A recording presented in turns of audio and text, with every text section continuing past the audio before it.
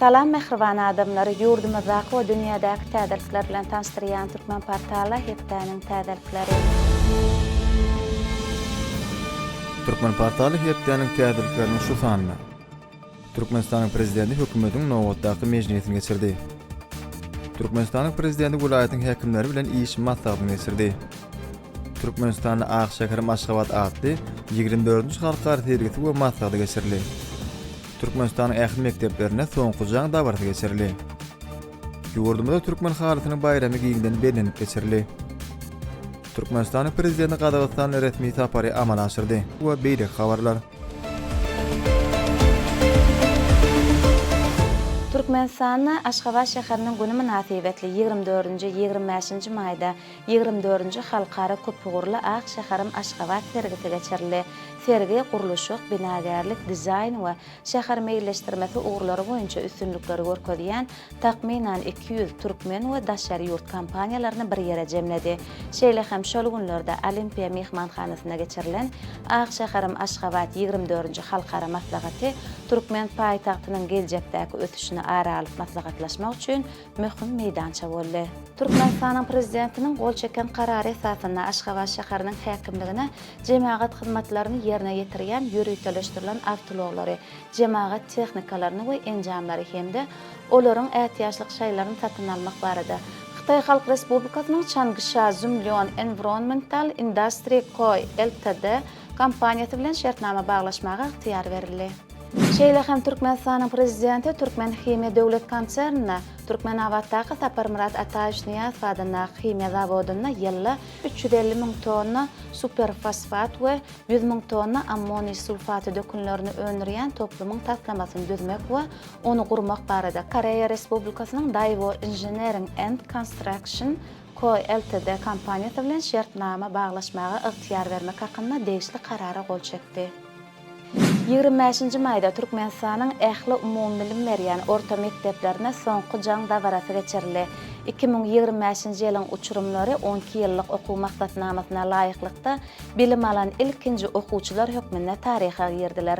Soňky jaň dabarasy münasibetli uçurumlaryň gatnaşmagyna dürli medeni çäreler guruldy. 25-nji maýda Türkmenistanda her ýylyň maý aýynyň soňky ýekşenmesine bellenilýän türkmen halysynyň bayram münasibetli dabaraly çäreler geçirildi. Bayramçylyk münasibetli türkmen halysynyň milli muzeýine milli halçylyk sungatynyň nusgawy we häzirki zaman eserlerinden ibaret bolan sergi ýaýbanlandyryldy. Günüň ikinji ýarynyna Türkmen haly döwlet birleşigine Türkmen halşynaslarynyň bütün dünýä jemgyýetiniň 15-nji mejlisi geçirildi. Şeýle hem Türkmen halysynyň bayramynyň hormatyna Türkmenistanyň ähli welaýatlaryna duşuşyklar, sergiler, alma maslahatlary, dörejçilik bäsleşikleri, konsertler we beýleki meden köpçülik çäreler geçirildi.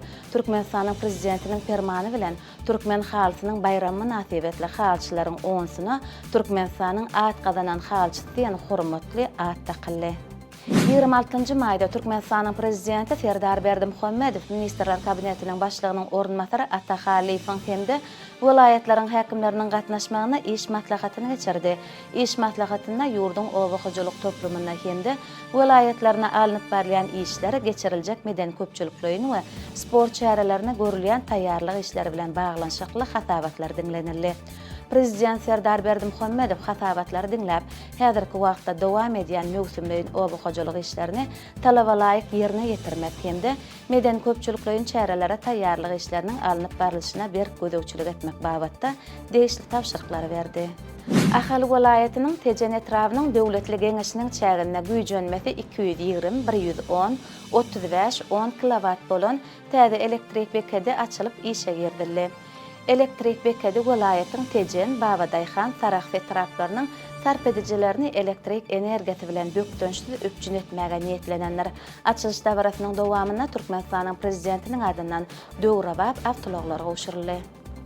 29-njy maýda Türkmenistanyň prezidenti Serdar Berdimuhammedow sanly ulgam arkaly ministrler kabinetiniň nowatdaky mejlisini geçirdi. Mejlisde döwlet durmuşyna degişli bir näçe meseleler seredildi. İlki bilen mejlisiň başlygy alynyp berilýän kanun çykarjylyk işleri barada maglumat berdi. Soňra vice-premierler hemde ministrler kabinetiniň ýanynaky ulug we kommunikasiýalar agentliginiň baş direktory gödöwçilik edýän düdümlerine alynyp berilýän işler barada hasabatlar berdiler. Döwlet başçysyny hasabatlary diňlär, ýurduň durly toplumlaryna alınıp barýan işler bilen baglykda degişli ýol başçylary anyk tapşyryklarlar görkezmeler berdi. Hökümet meclisinde Türkmenistanyň prezidentiniň gol çeken degişli kararlaryna laýyklykda Senagat howpsuzlygynyň talaplarynyň berjä edilişiniň önümçilik barlygyny guramagyň we amala aşyrmagyň talaplary tasdiklanýarly. Şeýle hem Türkmenistanyň bilim ministrligine Aşgabat şäherine güneşli çağalar we yetkinjekler merkeziniň döwrewat binasynyň taslamasyny düzmek hem de gurmak barada şertnama baglaşmagy. Şeýle hem Gurbanly Berdimuhammedow adanyňky howanlarlyga mätäş çağalara himayet bermek boýunça Hayır Tahabat gaznasynyň serişdeleriniň hasabyna güneşli çağalar we yetkinjekler merkeziniň çägine yerleşdiriljek. Türkmenistanyň Badar Amanov adanyňky döwlet çağalar kitapxanasyna observatoriýa otagyny gurnamak hemde kitapxanany döwrewap sanly tehnologiýalar we enjamlar bilen enjamlaşdyrmak barada şertnama baglaşmagy yktyýar berildi. Türkmenistanyň prezidenti Serdar Berdimuhammedow gol çeken degişli permany bilen Gurban bayramy 6-njy, 7-nji, 8-nji iýunna belleneler. Resmi nama laýyklykda Gurban bayramy münasibetli 8-nji iýunnaky dinç güni 9-njy iýunyna duşanma gününe geçirildi. Permany onuň ýerine ýetirilmegini eýetçiligin görnüşine garamazdan ähli edara kärhanalaryň we guramalaryň öpçün edilmegi bellenilýär. 30 mayda Türkmenistanyň prezidenti Serdar Berdimuhammedow Merkezi Aziýa Italiýa görnüşindäki sammitde gatnaşmak maksady bilen Gazagystan Respublikasynyň Astana şäherine iş saparyny amala aşyrdy.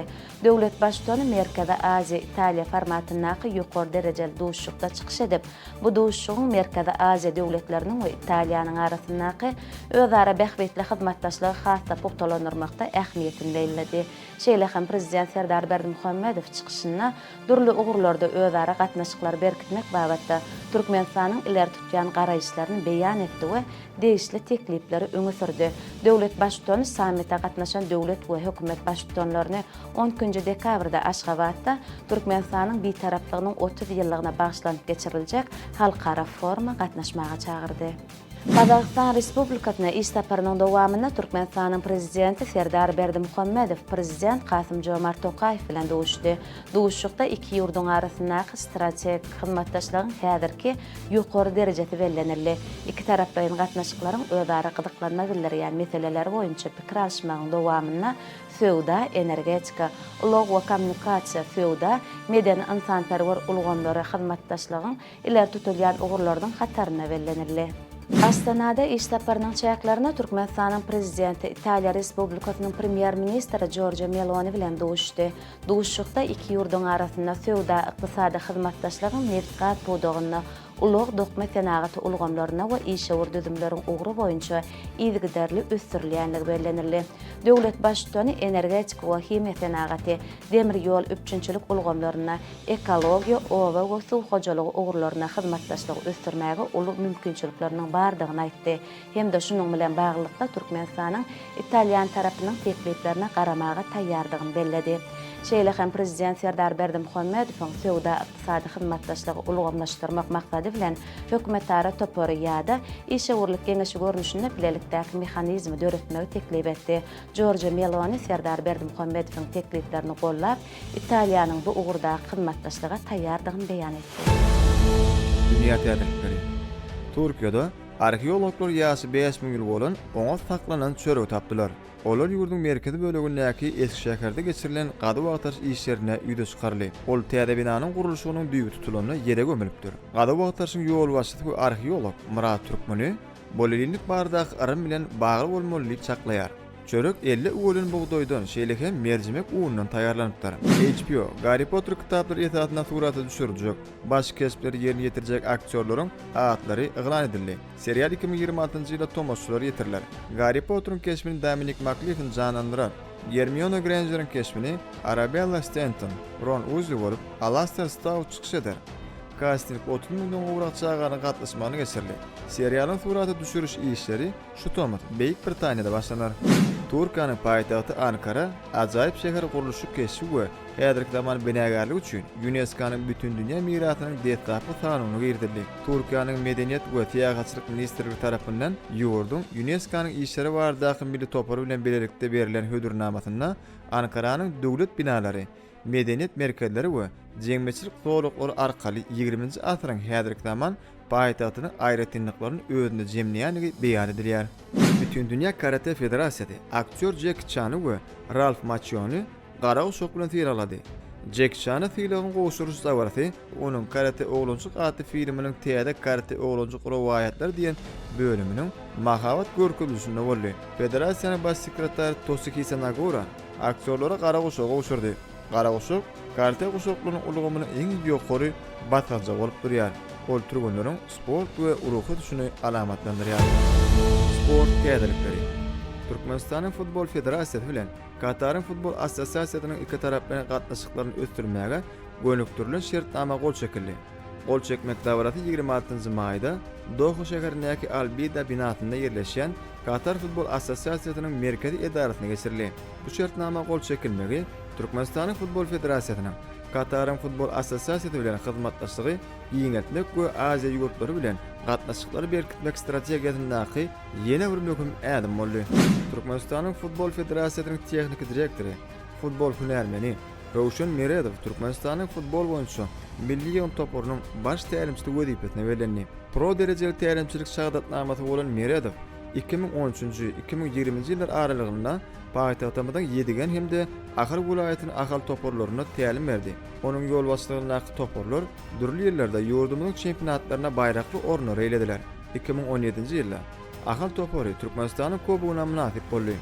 Tejribeli tälimçi 2020-nji ýylyň futbol mögütüminde Özbegistanyň Kızılkum 2022-nji ýylda bolsa Gargaç Respublikasynyň Kanagat toporuny türgünleşdirdi. Futbol hünärmeni şeýlede 2020-nji ýyldan häzirki wagtçany FIFA'nyň global futbol ötüş bölüminde tehnik bölümleri wezipetini işleýär. Türkmenistanyň 17 ýaşçyny ýetkinjekler ýygynaty Kırgızstanyň toporunyň üstün çykyp Amerikada Aziýa Futbol Assosiasiýasynyň çempionatyna 1 medallara munasip bollar. 3-nji ýere urundak oýun Daşkentde geçirildi. Oýunyň etaty wagty gorsuz deňmeden tamamlandy. Penalty urgular tarapyndan Ahmet Allaverdiýewiň topary 7-6 hatabyna üstün çykdy. Türkmenistanyň milli ýagtynyň derewedewany Azim Abdiýew duşugyň eň gowy oýunçy diýip iqrar edildi. Türkmenistan türgün İlyas Alanazarov stol tenis boýunça Daşkentde geçirilen Taşkent 2025 adly halkara ýarşyna 17 ýaşçyny ýetkinjek oglanlaryň arasynda 1-nji medala munasip boldy. Ýarş dünýäniň 16 ýurdundan 300-den gowrak türgün gatnaşdy. Olar ýetkinjek oglanlaryň we gyýlaryň arasynda 11, 13, 15, 17 we 19 ýaşçyny derejesinde öýdary güýç synaşdylar. Ýarş 31-nji maýda tamamlandy. Mehriban adamlar, size yetirmezlen täzeliklerimiz şulardan ibaret. Ähli habarlar bilen bolsa Türkmen Portal websaytymyzdan dolugyna tanışyp bilersiňiz. Ýatdan çykarmaň, Türkmen Portal siziň iň ygtybarly maglumat çeşmeňizdir. Sag bolun.